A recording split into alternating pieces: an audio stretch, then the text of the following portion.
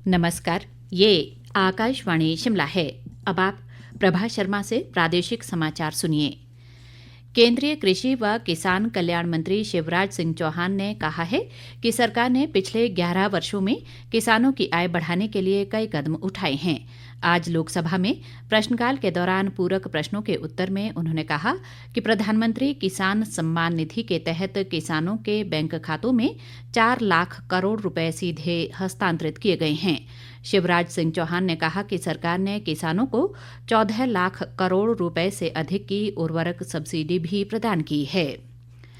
केंद्रीय कृषि राज्य मंत्री रामनाथ ठाकुर ने कहा है कि हिमाचल प्रदेश में 4 स्थानों पर स्वयं सहायता समूहों की महिलाओं द्वारा ड्रोन तकनीक के माध्यम से खेतों में खाद का छिड़काव किया जा रहा है।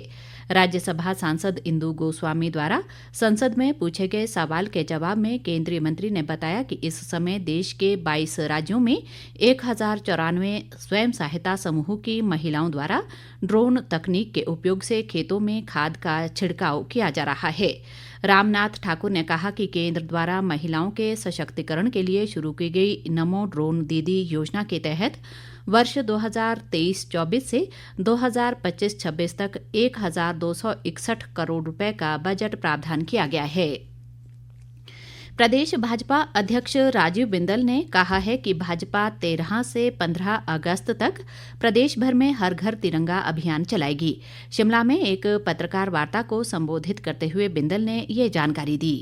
13 अगस्त से लेकर 15 अगस्त तक हर घर तिरंगा अभियान उन वीर योद्धाओं के लिए जिनके समर्पण से देश को आजादी मिली, उनको स्मरण करते हुए हर घर तिरंगा पहुंचाना और 15 अगस्त को तिरंगा यात्रा 171 मंडलों में की जाएगी। 14 अगस्त को विभाजन विभीषिका स्मृति दिवस, उसकी जानकारी पूरे प्रदेश के नौजवानों के साथ साझा करने का काम भारतीय जनता पार्टी करेगी।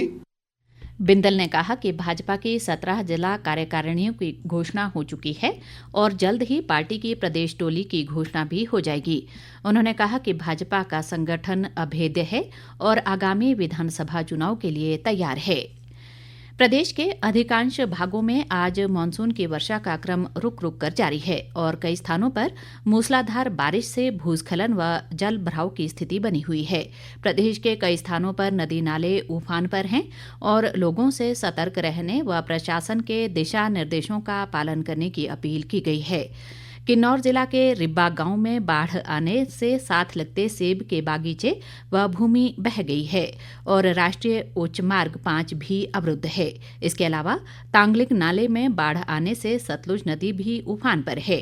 भारी वर्षा के चलते भूस्खलन से प्रदेश में 4 राष्ट्रीय उच्च मार्ग और 449 सड़कें यातायात के लिए बाधित हैं। मौसम विभाग ने आज ऊना, बिलासपुर और कांगड़ा जिलों में भारी से बहुत भारी बारिश का ऑरेंज अलर्ट, जबकि हमीरपुर, मंडी व सिरमौर जिलों में येलो अलर्ट जारी किया है। विस्तृत ब्यौरे के साथ हमारे विशेष संवाददाता। हिमाचल प्रदेश में लगातार हो रही भारी वर्षा के चलते नदी नाले उफान पर हैं। मंडी जिला में कोल डैम का जलस्तर बढ़ गया है और डैम प्रबंधन ने अतिरिक्त पानी छोड़े जाने की चेतावनी जारी की है। वहीं ब्यास नदी का भी जलस्तर बढ़ने के कारण पंडोह डैम के गेटों से अतिरिक्त पानी छोड़ा जा रहा है। प्रशासन ने लोगों और पर्यटकों को नदी नालों के समीप न जाने के निर्देश दिए हैं। प्रदेश भर में 4 राष्ट्रीय उच्च मार्ग और 449 सड़कें यातायात के लिए बंद है। मंडी जिला में मंडी कुल्लू राष्ट्रीय उच्च मार्ग 21 9 मील के पास, मंडी धर्मपुर राष्ट्रीय उच्च मार्ग 3 कैंची मोड़ के पास और मंडी जोगिंदरनगर राष्ट्रीय उच्च मार्ग 154 महिला थाना के पास बंद है। कुल्लू जिला में राष्ट्रीय उच्च मार्ग 305 जेड खनक के पास अवरुद्ध है। रितेश कपूर, आकाशवाणी समाचार, शिमला। एकीकृत भुगतान इंटरफेस यानी यूपीआई आधारित दैनिक लेन देन पहली बार 70 करोड़ को पार कर 70 करोड़ 70 लाख पहुंच गई है।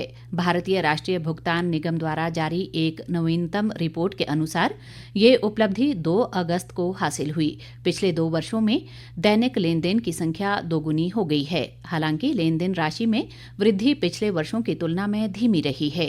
केंद्र सरकार ने यूपीआई के लिए प्रतिदिन 100 करोड़ लेन देन हासिल करने का लक्ष्य रखा है।